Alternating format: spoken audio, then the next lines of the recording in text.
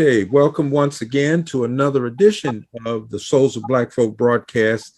I'm student minister Rodney Muhammad here in the city of Philadelphia, along with my co-host, Brother Michael Muhammad from Atlantic City.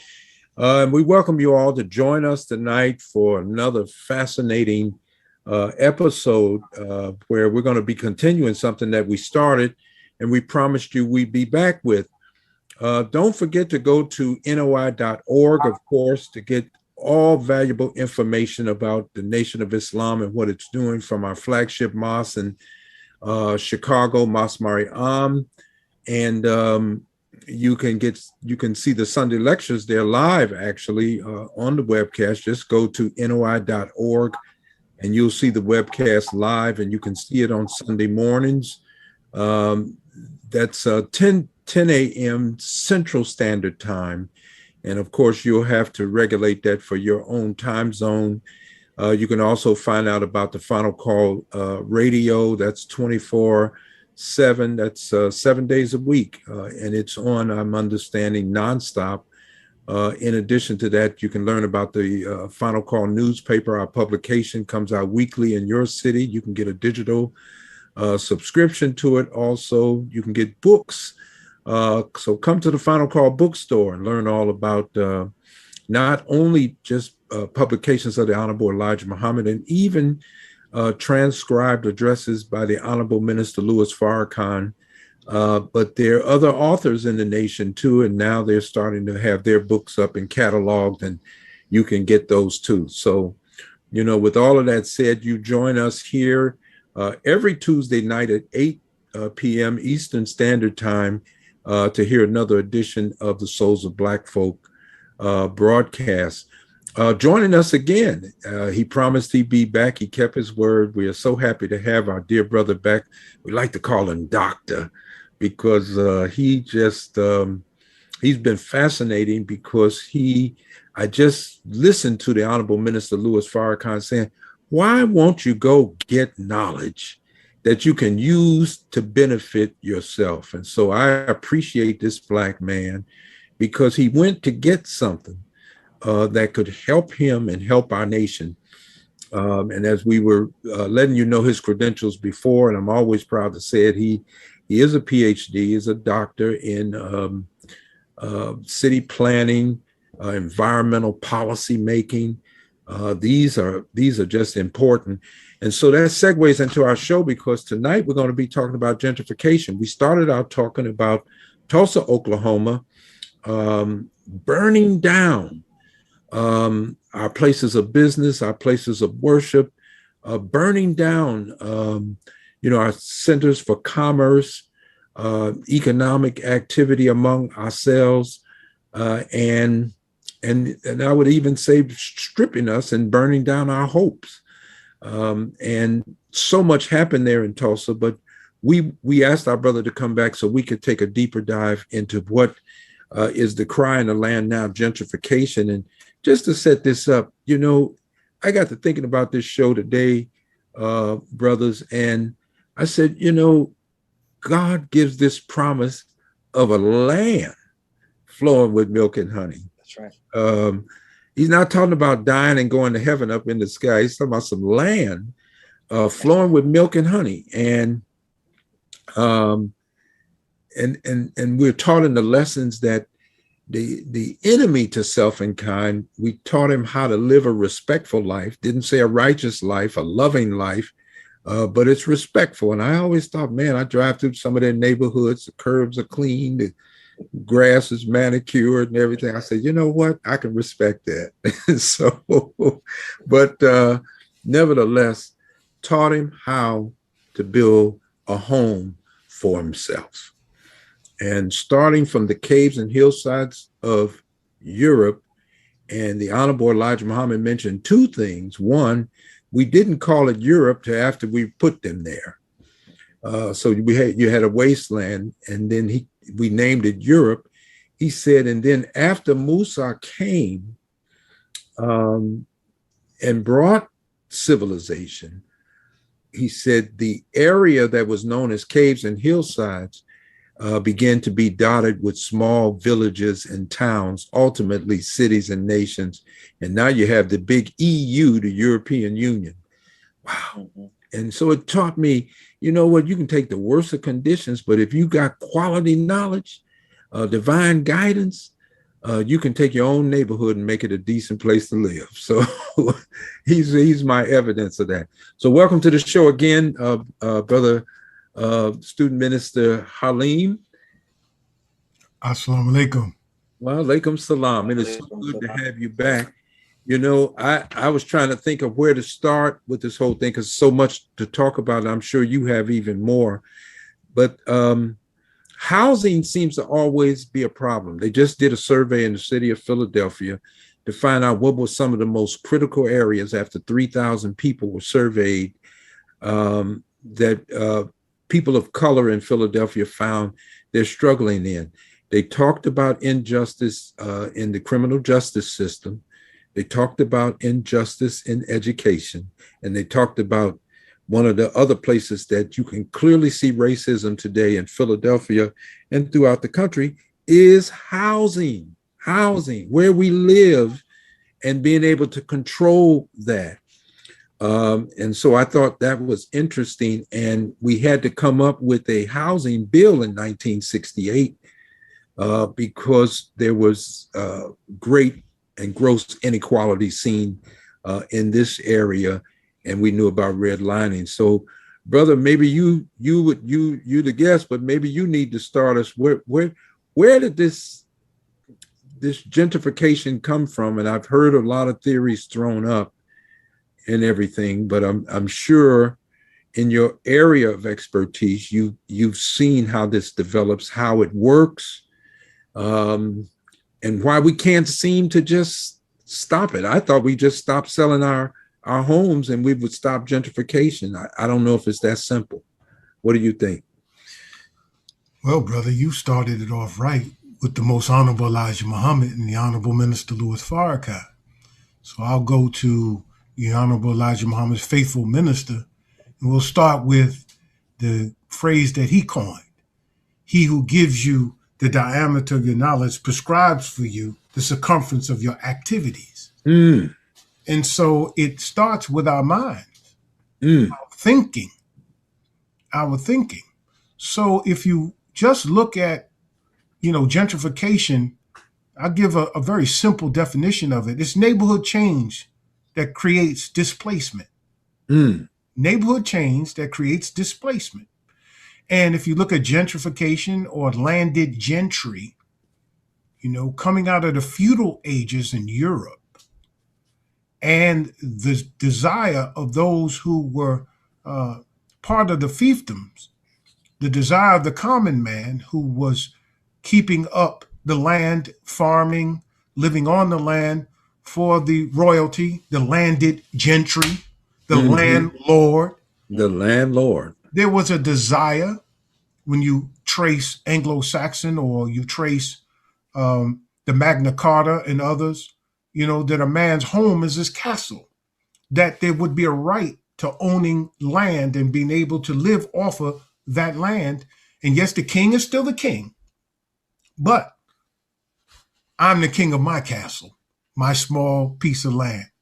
So when you translate that and take it to the Americas, when they came over here, the colonies all were actually charters.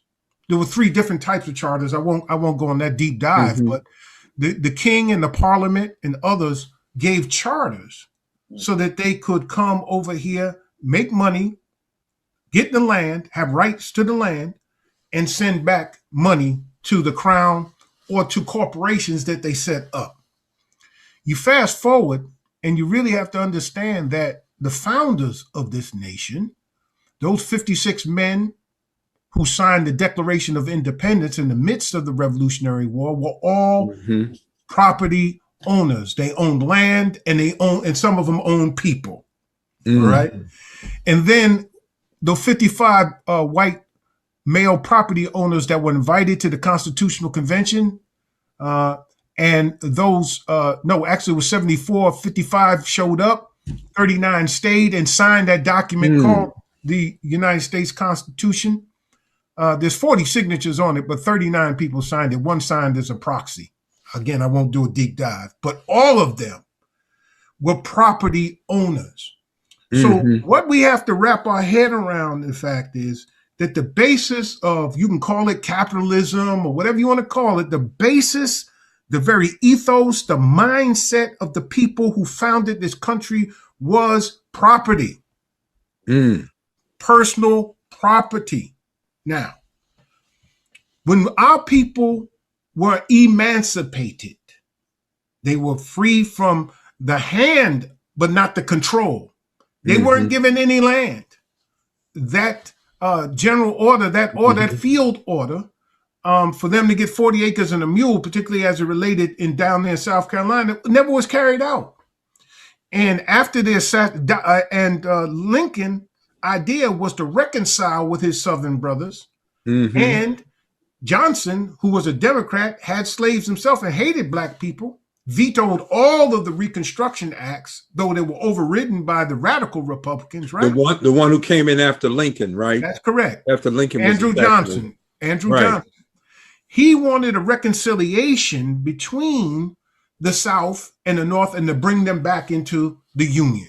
To do that, he gave back the land that would have been given to the slaves so that they would be able to have a fresh start. Fast forward and you look at the Homestead Act, you look at the Monroe Acts, you look at those acts where they gave away millions of acres of stolen Indian land, tools, instruments, and all of that, land grant colleges. All of these things were founded to help the European immigrants who came here. Wow. That's right. Along with the transcontinental railroad that went from the Atlantic to the Pacific. When you look at all of that, when you begin to look at it, you understand that this thing is on the basis of land. So the most honorable Elijah Muhammad said, we cannot even think of ourselves as an independent people without the ownership of land. And let me take it just a little further. Not just surface ownership, surface rights, but the mineral rights. Meaning you can sell the surface rights and not sell the mineral rights. So many of our forefathers who did acquire land in the South and other places, they may have sold the surface rights, but they may still have a claim to the mineral rights. So we have to come to the understanding that our problem is a rejection of divine guidance. You see, Booker T. Washington did say, drop your bucket down where you are. And Frederick Douglass did say, power concedes nothing without a demand. It never has and it never would. And W.B. Du Bois talked about the talented 10th. And Dr. King had a dream, and Malcolm said, by any means necessary, but there's only one man. And Garvey said, you know, Africa for the Africans at home and abroad. But there's only one man that ever said, I met with God. That's right. And he said, you need to get some of this earth you can call your own. Our rejection of that man and what he proposed is at the root of our condition as it stands, because had we have a mindset that we need to acquire land, then from land you get food, clothing, shelter. You get all the necessary ingredients for its existence in America. And really, if you look at the underlying cause of the voter suppression that's going on, go back to, first of all, the Constitutional Convention, the Federalist and Anti-Federalist Papers, and the debates that took place. The founders of this nation did not want non-property owning white males to vote. They didn't even think about women and, of course, us and the Indian, but they did not even want non-property owning white males to vote. Fast forward to Reconstruction, they saw black people being manipulated by then the Republicans, who they saw coming out of slavery. They were ignorant, so they had the votes, they did this, that, and the other, and they didn't see us as being capable, competent, or qualified to have the franchise.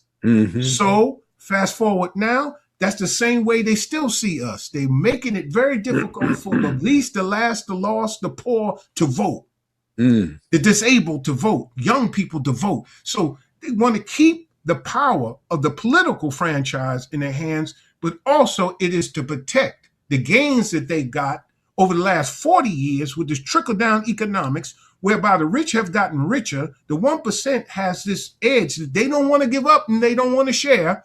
But what we have to understand is that the most honorable Elijah Muhammad and the honorable Minister Louis Farrakhan solution is still on the table. We need some of this earth we can call our own. So our focus must be on, and must continue to be on, the acquisition and the sustainable development of land, period. Well, I noticed, and of course, I was looking at some documentary years ago, and I remember him saying, in something like 1860, before the real turn of the century, a lot of existence outside of a city was just considered the country. It wasn't until, going into the 40s, but particularly the 1950s, that you begin to see beyond the cities, smaller towns. And if you've ever just taken long drives from one place to another in the country, sometimes it just seems like you just run into unending, never-ending little cities, never really seeing any wide country space. And I guess, I wanted to talk about the suburbs and how, we call it white flight, and, people went out to develop other areas, but it became real centers for generating capital by getting these new homes built, new centers are set up, tax bases are laid for schools and other things. And many times it seemed like the suburban areas were serviced better than some of our neighborhoods in the inner cities. We're on a carefully choreographed plan for disinvestment. But I guess I was reading that developers made their money, but they can't make big profit building further away from the cities than they've already built. In other words, if I build one more town with beautiful homes and everything, well, somebody would like to live there, but they say, man, it's just too doggone far from the city where I work. And we don't have a train system, the regional train rail to take me back in. So he's not going to make profit there. So the only other place they're saying the developer could make money is to go back into these inner cities where there have been disinvestment plans, and they're decaying from within, and they start buying up all of these abandoned homes. And of course, it's not a day that goes by that there's not an offer for my wife and I to sell our home and get out of Philadelphia and go somewhere else. So, so obviously you're looking at this, but from your perspective, is it any way to stop this? It seems like they have cooperation. You first have to have a developer that's willing to take the risk. You need banks that's going to cooperate with him. And I guess you need local government to shape municipal policy to make it convenient for these guys to get in. And there we are, we're sitting there probably with property that's owned, but we have not a dime to fix up the plumbing, the leaky roofs, the flooding basements and everything. And so, we try to get what dollar we can and go. Can we stop this process? Well, we can stop, or we can mitigate the process, but it's based upon our unity or lack thereof. See, there are two forms of community development. One is needs-based community development, where you look at the community, you say, oh my God, we need this, we need that, we ain't got this, we ain't got that, oh, woe is me. Please, somebody parachute in here as Captain Save a Negro and save us. That's needs-based. And what happens is that yourself, myself, and others activists in that city of Philadelphia, which are some great minds are there. They fight for, we need HIV is spreading in our community. Gun violence is spreading in our community. We need this. We got homelessness. We need. And then somebody from the University of Pennsylvania, LaSalle University, will write a grant to the Ford Foundation. We'll write a grant to the Rockefeller Foundation. We'll write a grant to the Brown Foundation.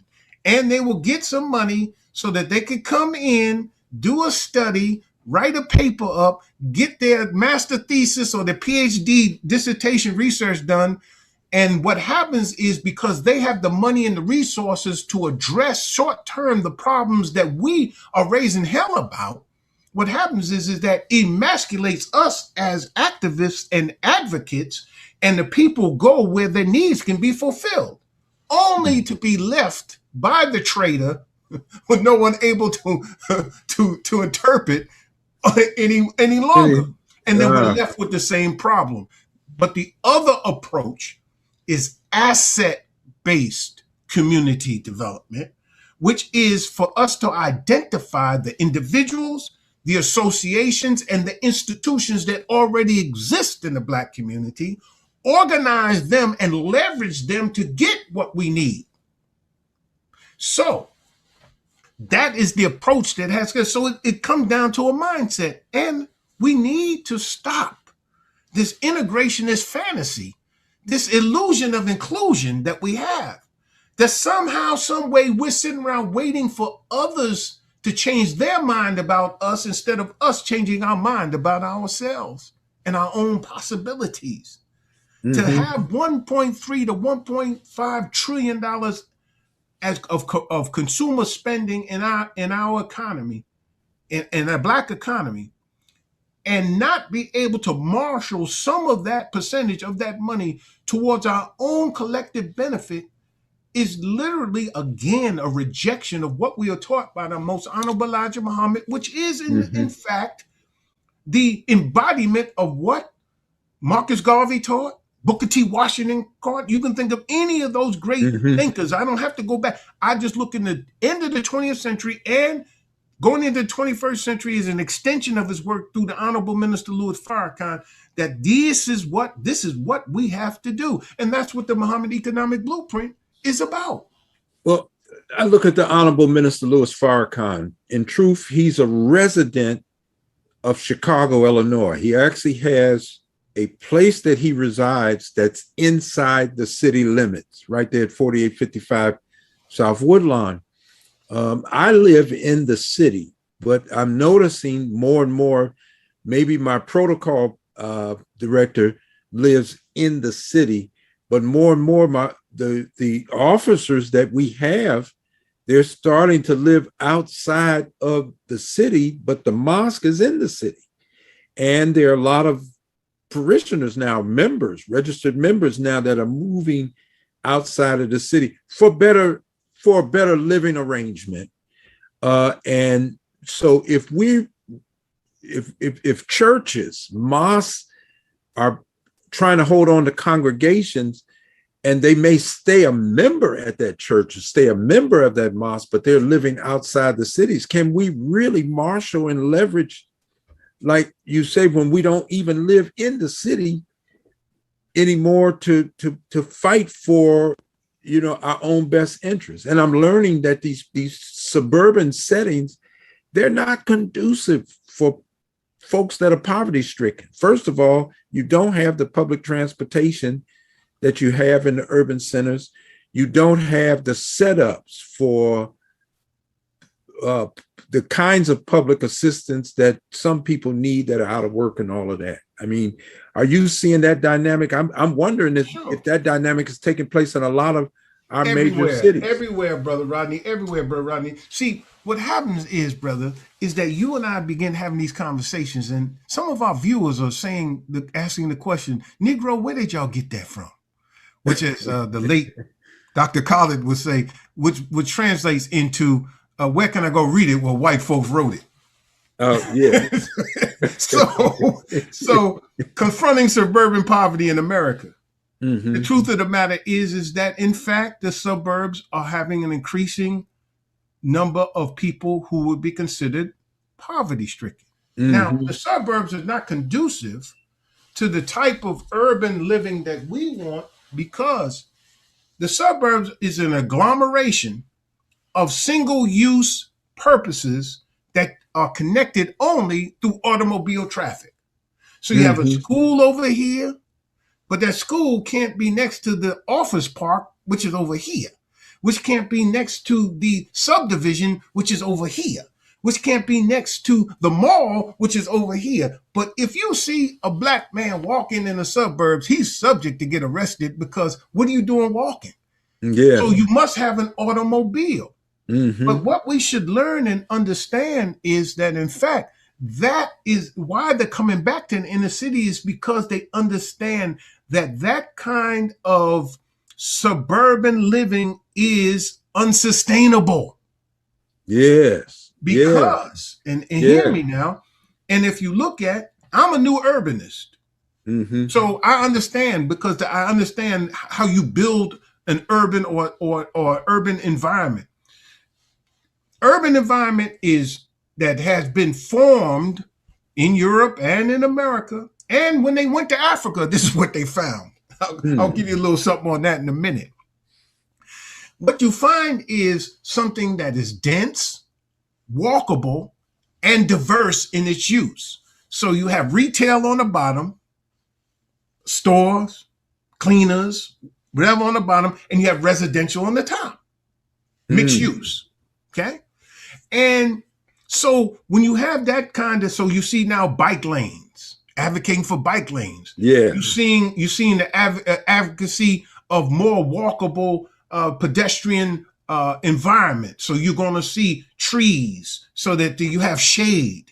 You're going to have wider sidewalks. You're going to have curb cuts so that the people with wheelchairs and disabilities can go. That's the American Disabilities Act. You're going to find more connections to public transportation. You're going to find all these things, and then you find, through innovation and technology, the advent of ride sharing. So you don't really need a car. You can either catch SEPTA, or you can ride your bike, or you can catch a Uber or a Lyft, right? And at the same time, I live where I live, and within a half a mile walk, right, a neighborhood. Clarence Stein was one who developed the neighborhood planning unit. Clarence Stein created he actually studied, he and Daniel Burnham, who is the one who drew up the plan for Chicago and the Magnificent Mile there in Chicago. Yes. They studied what was called the Mesopotamian model. Mesopotamia. What is Mesopotamia? That goes back to an ancient period. You're talking about Northeast Africa. You're talking about Asia. Middle East is something that Winston Churchill made up when he was part of the Foreign Service. There's no such thing as the Middle East. I agree with you. I think it's 1901 when the term was really coined by the British, and it was started by some American admiral. I had his name down once. So the point is that they studied the Mesopotamian. And what's the Mesopotamian model? The Mesopotamian model was that the temple, the mosque, the synagogue is at the center of the urban area. And then what you have is a set of connector streets, but around it you have major thoroughfares. All right. But it's a half mile. It's a half mile. So it's a quarter. But what happened was, when they brought that concept to America, the neighborhood planning unit, at the middle of it was the elementary school. In the daytime, that neighborhood, that school would serve for education for the children, but in the evening, it would be a civic center. It would be a place where you would come and the community could gather to take care of their civic engagement. Wow. It's the Mesopotamian model. They got it from us. Let me just put it like that. When you study the plan of Chicago and you go into the introduction of it, you see Burnham and them studied Egypt. They studied all of our ancient civilizations, brother. And that's how they came up with the concept that they had for Chicago, the plan of Chicago, the Magnificent Mile, and also do you think that was a factor in Master Fard Muhammad choosing that city for his servant? to go to plan himself to headquarters. Well, again, we're not spooky and we don't believe in coincidence, because for us, Islam is mathematics and mathematics is Islam. Mm-hmm. And when you look at the distance between Detroit and Chicago, you have literally the same amount of distance between Mecca and Medina. When you look at Detroit at that time being the, I would say the manufacturing hub of America, right? And then when you look at Chicago, of course, being the Board of Trade, being actually the breadbasket. And when you looked at Medina and Yatrib, as it was called Medina, the city of the prophet, but it was full of oases, it was full of farming, it was an agricultural hub. So when you look at the two, and you look at Mecca, Mecca's main money was made from the Hajj. They go back to the time of Abraham. So so Muhammad was messing around with the money.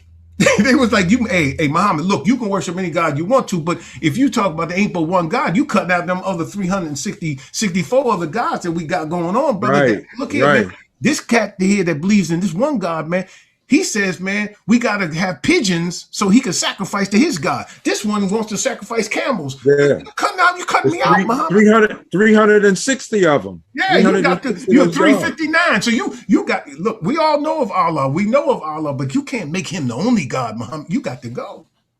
You got to go. So he went to your tree. And when you look at it, one of the first things that he set up after building the mosque there in Medina was the souk.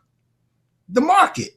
And he made it close to the mosque so that, and the madrasa came later. The school. But the souk, the market was there. So anyway, let me bring it all the way back. It's good. Yeah. The neighborhood, we have to understand that right now what we're looking at is them coming and reclaiming, yes, what they ran away from, but all of that suburban growth was, in fact, when you go back to the Great Depression, Herbert Hoover's plan to come out of the Great Depression was really home building.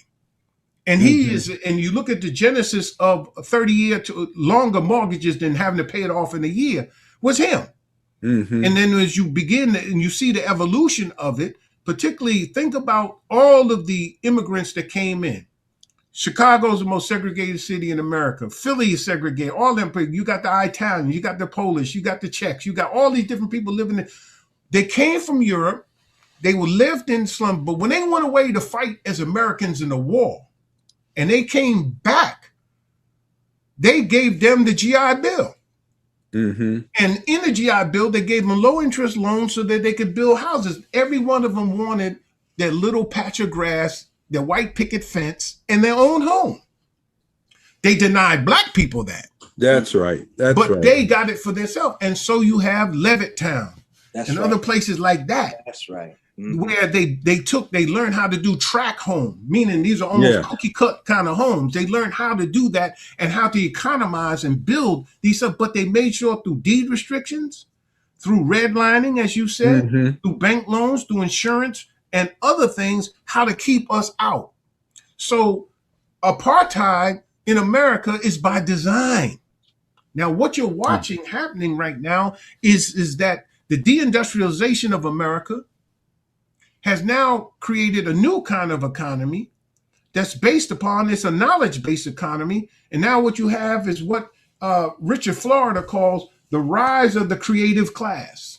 Now, this rise of this creative class is knowledge-based, and it's based upon talent, 3 T's, talent, technology, and tolerance.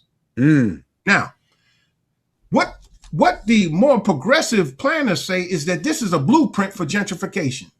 Come on. So he was very sensitive to that critique. So he wrote a second book called The New Urban Crisis. Right? How our cities are increasing inequality, deepening segregation, and failing the middle class, and what we can do about it. See? But all of this is almost because of our rejection of divine guidance. And you know, whatever I learned in school, brother, whatever knowledge I acquired in acquiring these degrees that I have, brother, is only documentation that confirms the revelation. Mm. So what the most honorable Elijah Muhammad received from the mouth of God, all I can do is I can pull the scholars that tell you Muhammad was right. Mm. And you should have listened. And so when Mhm. the scriptures say my people are destroyed from knowledge, the next destroyed from a lack of knowledge, the next verse says because they reject knowledge. Yeah, So because this they is reject American apartheid, brother. Segregation and the making of the underclass. You it. talked about last time we was on how to kill a city. Yes, by Makowitz. Right. But what Yeah. you have to what I encourage your viewers to read is a book Oh, by yeah. Richard Rothstein called The Color of Law. Color of Law. Yeah. And they'll understand how it was public policy. Mm-hmm. Public policy that created the ghetto. Public Mm-hmm. policy that kept us out of the suburb. Public policy that ran freeways through our communities. Public policy that did not, it was public, but it was law. So it isn't just racist people. It is a system and systemic racism that did it. Mm-hmm. But now, the bottom line is this, though, brother, is that there was a study done by a company, actually out of Chicago, believe it or not, called the Negro Market. Mm-hmm. Published Wow. in the interest of the Negro press. And in this study, it goes back to 1932. What they were looking at is the potential. What they were saying to their white brothers back then, man, you don't know how much money them Negroes got. They got schools, they got churches, man, they got businesses. Man, look at, they tilling the soil. They got homes, they got financial stability, they got banks, they got their own athletic system.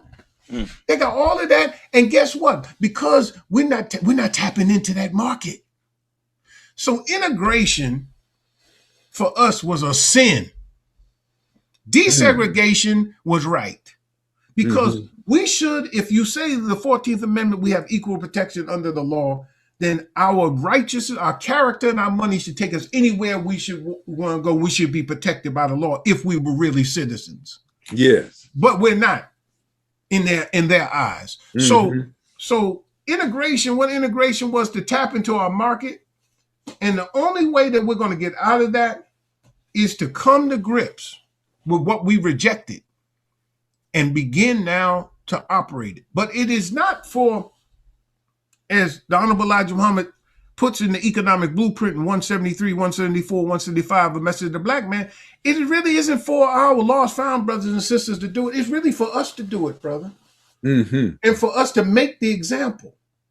And even if it's a small example, to make an example of what can be done to make our neighborhood safe and decent place to live, and through the acquisition of land and property. And we do, and I close this portion by talking about those booklets that came out in the 70s, 74 to close to 75, called The Accomplishments of the Muslims. And it showed the housing that the Honorable Elijah Muhammad built for, not only is built for over on Indiana Avenue. Yeah, I remember those. You know, the Cottage Grove plan.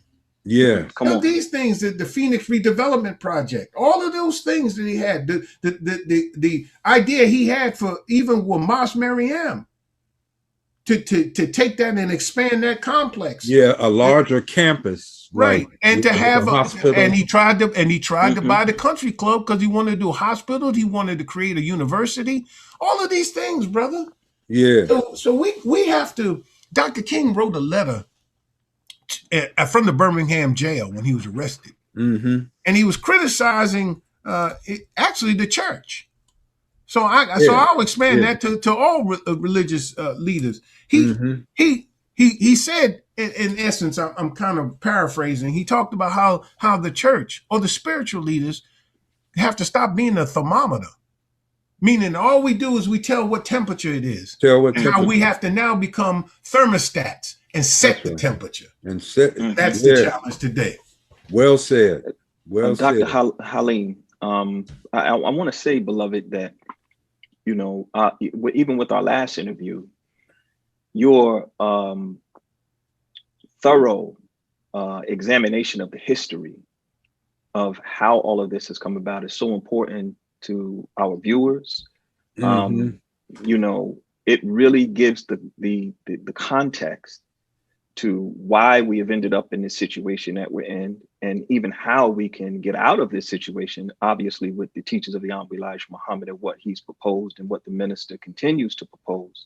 I just want to say to you, beloved, we really appreciate the historical context that you give to this, because it is very informative, and I'm certain that our viewers will also appreciate it, especially the way that you reference the material. It removes the dogmatism and the argument of dogmatism from the conversation. So we just want you to know, brother, we really appreciate that, your understanding and your view and your delivery on the subject and your expertise. Thank you, brother.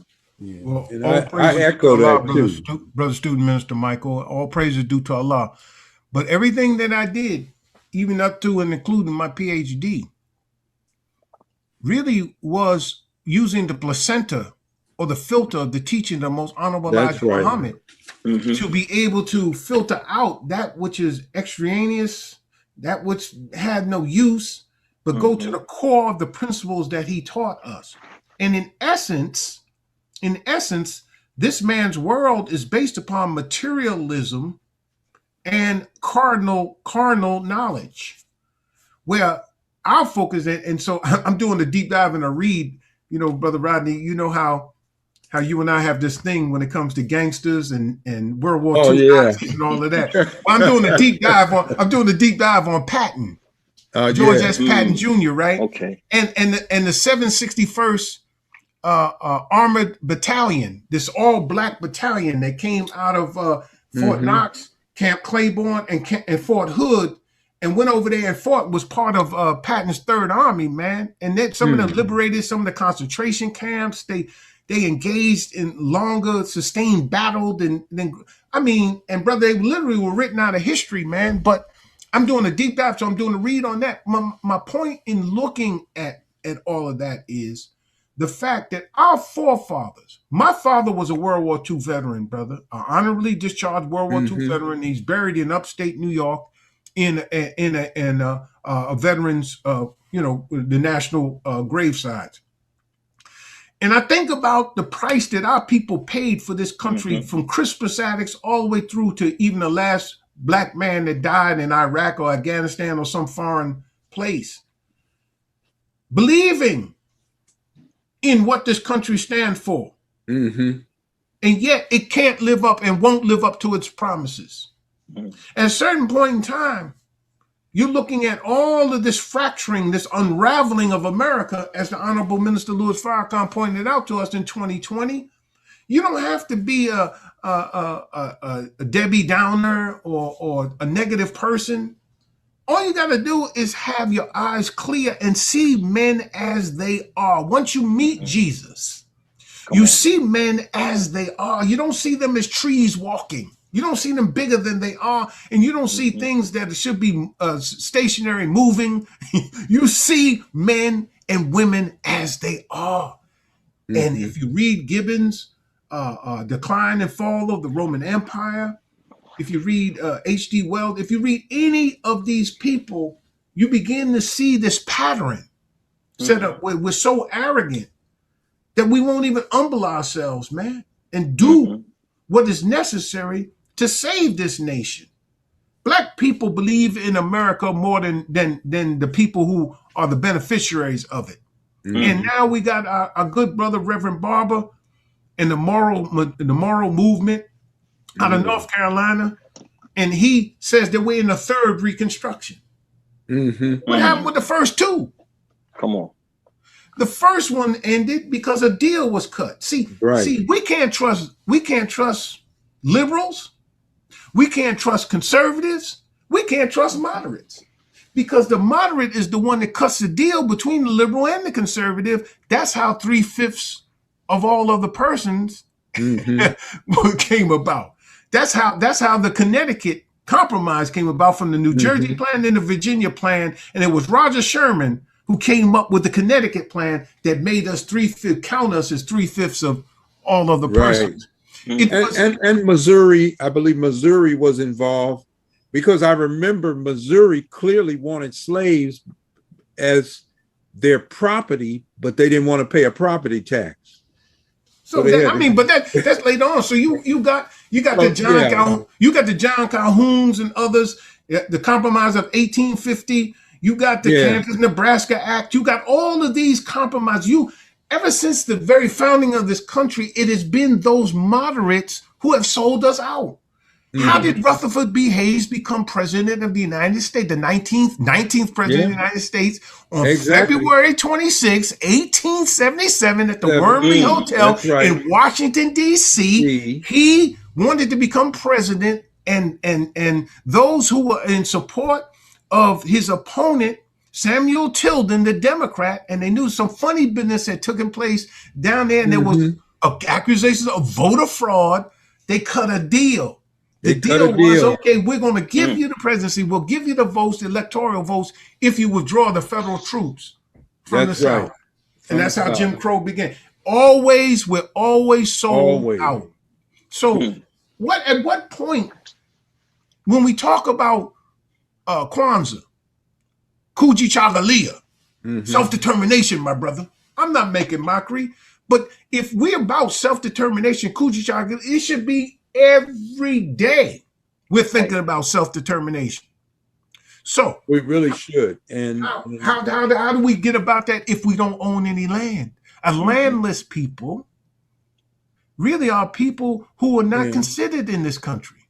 And I always hear from time to time, the Honorable Minister Louis Farrakhan brings up the word zeal, because zeal is necessary to jolt and catapult a people out of one state of living, existing, etc., to something better. It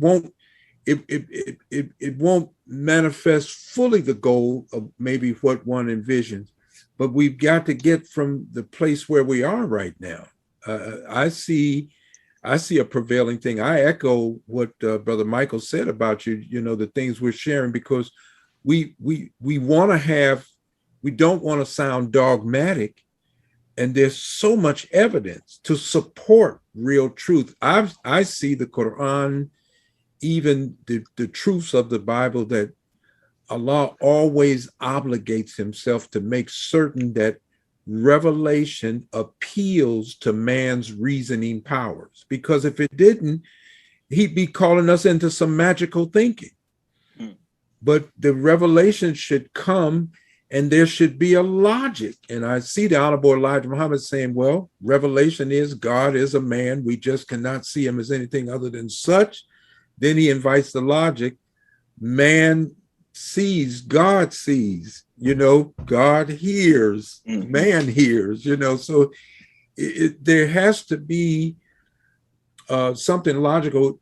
I think it takes real determination to take a people totally out of the character and nature of what they created. Your own nature is designed to guide you back into what's in your best interest, but to be totally against your best interest and to see your best interest as something that's your worst, somebody had to be real determined to get us to think like that. Well, when we reject knowledge of self, which the Honorable Minister Louis Farrakhan teaches us from the Honorable Elijah Muhammad, is akin to the knowledge of God. Yeah. When you akin to, like unto the knowledge of God. So when we don't know self, how can you love self?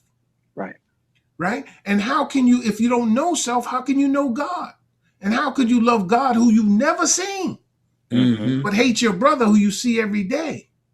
So we are in this, as you and I have had this discussion offline, brother, this demonic spirit that has taken over our community, not completely, but it is a overspreading darkness, right?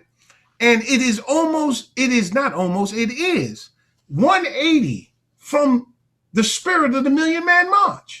Atonement, reconciliation, responsibility. We're not about the atonement, we're about revenge. In fact, it's not even revenge. I used to, Man, I used to love Philly, man. I used to love Philly in this way. I still love Philly, man. But I used to love it this way. I had to be careful, man, you know, because somebody wrote up on you and said, man, what corner you from? You from 61st and Vine? Where you from? Did you go to Brook? Did you go to West? Did you go to Bartram? Yo, where you from? I'm from Philly. Oh, okay. I got, bro. I'm from Jersey. All right. I'm from New York. All right, man. I'm going to let you make it. But now the killing is random. No, it ain't even based upon what corner you from. And murder it's being utilized as a solution to dispute disagreement, and that whether the disagreement is a gang, whether it's drugs, whether it's you can't leave me and start going with him and he becomes your new boyfriend, I'll kill both of you. And the children. Yeah. And I was just telling someone, I said, look, there was violence when I grew up, obviously south side of Chicago. Oh, yeah. Jeff Ford and David Boxdale and all of that stuff. I said, but when you went to Cheryl's party down the street, the basement party, for the life of me, I don't know how we got all them folks in that basement, but you had the basement party. with that blue light. You're putting up, with the blue light. But, you know, you're listening to Smokey Robinson, the Supremes and everybody. So you're not going to put a 45 record on talking about killing somebody. And now you have music that lends itself. You have artists, I mean, in violation of the pledge we took at the Million Man March, that we would only support Black artists and their music if it didn't offend the ears of the human family. It's doing everything but, and some, and we're still supporting this music. Well, that's because, again, we have an open enemy. Yeah. And that open enemy saw something at the Million Man March. That open enemy saw something that he had forbidden since the days that our feet hit the shores of North America. The beginning of policing in this country, the root of the Second Amendment was threefold. One, to make sure that the citizens are armed in case of invasion, foreign invasion, because the British Crown still had eyes on the colonies. Two, to put down rebellions, like the Shays Rebellion that took place in Massachusetts, and the Whiskey Rebellion that took place there in Pennsylvania, right? But also for insurrections. The original draft of the Second Amendment talked about the country, for the country, but they substituted the word for the states. Why? Because the slave masters were definitely afraid of the insurrection of their slaves. We didn't sit around here singing Negro spirituals, man, picking cotton, man. Some of us was cutthroats, killers. We was trying to get off. Right. We was fighting all the time, fighting these people. So they had slave patrols. They had to be backed up by militia, armed militia. So the point is that I'm getting at, beloved, is simply this: they never wanted us gathering together, even when we preached. Or had church. They allowed it. They found it compatible to be slaves and Christians. They always sat in there and listened, or they had the preacher that they taught to preach certain parts of the Negro Bible. Okay, so when we look at that, brother, they never wanted to ever see us together like that. That's right. Farrakhan, all you got to do is read those 5 things that J. Edgar Hoover put in that memo. Farrakhan fits it to a T. So check all the boxes. Check all the boxes. He got together all of the nationalist groups. He got together. He electrified them. The Christians, the Muslims. The Christians, the Muslims, the Bloods, the blue collar worker, the white collar worker. Everybody was there, brother. Everybody was there. They said, oh, this can't happen. So what did they do? They did everything completely opposite of that. They took care of all family business. They made certain that those blacks who they had, because if Gaddafi would have gave Minister Farrakhan $1 billion or wrote us in, it was tied up in the banks here. Yeah, he was going to But what did he say he was going to do? He didn't say he was going to fund the Muslims and so we could do bean pies, That's butter right. pies, incense, and oils and incense. What did he say? He said he was going to fund the HBCUs. He was going to fund all of our Black civil rights organizations. He didn't just think for himself. That's he was thinking for the whole, as the Honorable Elijah Muhammad taught him. And, so and that would have meant free them up and where freedom up. He's funding them. Now they don't have to be beholden to the very thing that they're fighting. Yeah, they could be unapologetically Black. That's Go right. look up the charter of the Congressional Black Caucus. Go look up the charter of the Asian American Caucus. Go look up the charter of the Hispanic Caucus, and you'll see they're fully dedicated to their own people.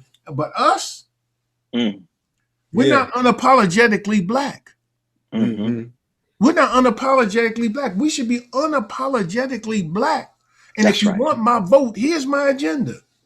Well, come we on were over talking here at and home. come visit me. But you can't just. But you know, when politics, as Minister said, politics without economics is symbol without substance. So as long as we go downtown for our money and come uptown for the votes, we're always going to be on the losing end of that stick. Well, you know, Brother Minister, now I've passed by some towns and seen population of 12,000. I've seen some maybe 70, 90,000. And some of these people have grown up in some of these townships, lived there all of their life, played on the Little League, went to the high school there. That's where their prom was. This is where they met their sweetheart and married them and had their children. And then their children grew up there, and maybe one or two moved away to a larger urban setting. But do you see us, who we say follow the apostle and walk in the light, ever coming together where, you know, there's 5, 6, 7,000 of us populating a town where we can make a mayor and a police chief? I mean, of course, you're in a state, you got to come under the state constitution, but, you know, populating an area that we can begin to build on, which go back to your word, example, just a specimen of what we could be doing on a much larger scale. Because somehow in the urban setting, we're already set like that in the urban settings, but even Dr. Claude Anderson say, we don't have a community because there's no cohesion. We just have a vicinity that we live in, a neighborhood, but somebody else controlling it has determined for us how we're going to live there, who's going to live there, what kind of person's going to live there, what kind of services you're going to get, what you're not going to get. Do you see us doing anything like that? I saw your presentation, Saviors, there, and it made me think about that. The answer is yes. So there's a question the Honorable Elijah Muhammad asked and answered himself. Do we have the qualified men and women for self-government? Yes. We have everything we need, brother.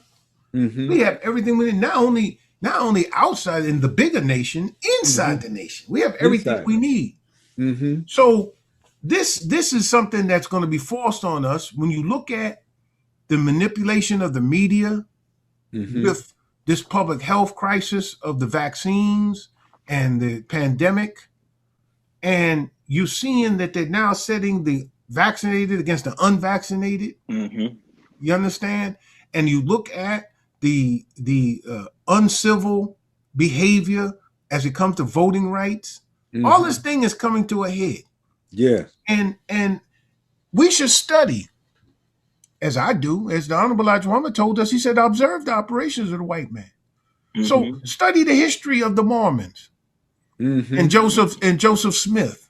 Yes. You know, and Brigham Young. And how they study what they were run from pillar to post, man. They murdered Joseph Smith. Yeah. Brigham Young took go west, young man. He went west and he found in that place, that beautiful place there in Utah. And now them people not only go there from there, they own the Marriott, they own a whole bunch of stuff. And I was understanding that some of the cities there, because they make a product that they sell globally, but some of the cities there, there's just been such low crime. Crime is almost invisible. Because they have a moral code there, brother. That they don't derive from the greater society, that they oppose on themselves. Yeah. And that's and really when you look at our culture, We have a culture. And Honorable Elijah Muhammad gave us a That's culture, right. brother. That's right. How That's to right. dress, Mhm. even in our dancing. Mm-hmm. Master Fard Muhammad on Tuesdays, this is Tuesday, Mm-hmm. they would play softball, according to Bernstein Muhammad, his first really secretary. He would dance with a glass of water on his head without dropping it, and he would dance the waltz. Mm-hmm. So think about it. We have the bean pie. Somehow we try to. I don't let nobody joke me about the bean pie. I said the bean pie is mine, just like cherry pie. That's right. Just like That's H. Rap right. Brown said, violence is American as cherry pie. Okay, well, if you can have cherry pie. I got the bean pie. I got the bean pie. The bean pie. Laugh if you want to, but that's part of our culture. You can go in just about any black audience and say Assalamu alaikum, and they'll say Wa alaikum salam. How did that happen? How did that happen? Yeah. So there's a culture. We have a culture, brother. And when people come in our space, they know that we're gonna have a check procedure. We know, and we very rarely have any kind of outbreaks of fights or anything like that. We gather people by the tens of thousands. And how did they? How? As gangster as many of them are, hardcore street as they are, why do they submit to people who don't even carry guns when they know that they armed to the teeth, or at least they leave it in the car? Not because they're afraid. We're appealing to something else in them. That's so right. There's a culture that we have, our language, our folkways, our mores, our norms, our values, our attitude. And we have to create a space, a defensible space where we live together. We do trade with one another. We do what we have to do. That's the point I'm getting at with you. We're doing our best with it now, but we're in an environment that's trying to overcome us. Even as Jesus saw the last days, he cited two prophets, one Noah, the other Lot. As it was in their days, so it will be. Well, in their days, evil just became so preponderant, it was only a remnant of righteous folks. And God had to bring about destruction and delivery. Right. Delivery is what? Delivery, another word for delivery, Brother Rodney, is separation. Separation. Yeah. So look, brother, America's for sale. And we have places that we could go. And there's an example of believers doing stuff around the country, right there in Pennsylvania, right here in Texas. I got a group here in Texas, and we have our own farmland there. That's 1,600 acres. All of it is not arable, all of it is not farmable, because in truth, what the white man sold us was not the best part of the 4,200 acres that we had originally. He kept the rest in the trust fund for his children so they could never sell that. But they sold us he didn't really want to sell us the 1,600 acres. He wanted to keep it until he could rip us off eventually. But we bought it. But Brother Ridgely and his wife and others have made it. It's almost a miracle what they've gotten out of the land. Out of the land. But set aside 200 acres. And let's invite our civil engineers and let's invite our architects. And I can't dictate that from here. But I'm saying is I'm qualified, bona fide, and certified to bring together the kinds of minds to do just that, to make an example. So wherever we want to do this, brother, we can do that. Anytime we want to do this, brother, we can do it because we have the qualified men and women inside the nation and outside in the bigger nation that would love to help on such project, so that we can control, because we have to control the logistical food supply chain, man, from the field to the meal. We can't have these people handling our food. That's right. Well, we're seeing it now, and I think it's more pronounced now than ever. Man, we was having such a good time. Time ran out. We're gonna have to do a part 3. Oh, Lord, yes, sir. There's so much to go over. Brother, I love talking with you. I love the information you share. Likewise. So. But if you'll come back, I promise you, we'll do a part 3 so we can get on more of the solutions, because we can see what's happening to us. It's all over. Gentrification was in the book, The National Agenda, back in 2000 when we had the Million Family March. Nobody wanted to even talk about it. Nobody saw it on their radar, but we did. And the Honorable Minister Louis Farrakhan made sure that this would be a book for follow-up for every kind of gathering we have. You're talking about, trying to reinvent the wheel to set this book to the side, national agenda, talking about what we're going to do. You don't have to find something new to do. It's right in here. And it all comes from that revelation, from that black man, the most honorable Elijah Muhammad, that shared with us and produced. Well, let me apologize to the viewers for saying I don't never, because Jesus, who could call God the Father, that's his relationship was so tight with the Creator, he could call him Father. He said, I of myself can do nothing. Nothing. So right. I of myself can do nothing, brothers and sisters. It's us, our, and we. My teacher would correct me if he heard me using that word I. So it's us, our, and we, not I, me, and mine. I'll close by saying this, Brother Rodney and Brother Michael. I, me, and mine, can they, them, and theirs. Yes, sir. Can never overcome us, our, and we if we would only subordinate I, me, and mine. So let's get the truth, let's get organized, and let's get free. Let's get it. All right, beloved. So thank you again for joining us here on the Souls of Black Folk broadcast. We hope to see you again. That's our dear brother, student minister, and Dr. Haleem Muhammad there in the great city of Houston, Texas. God bless you, brother. Stay strong. You also. Yes, assalamu alaikum, brothers. Wa alaikum salam. Thank you again for another edition of the Souls of Black Folk broadcast. Hope you'll join us every Tuesday night at 8 p.m. Eastern Standard Time.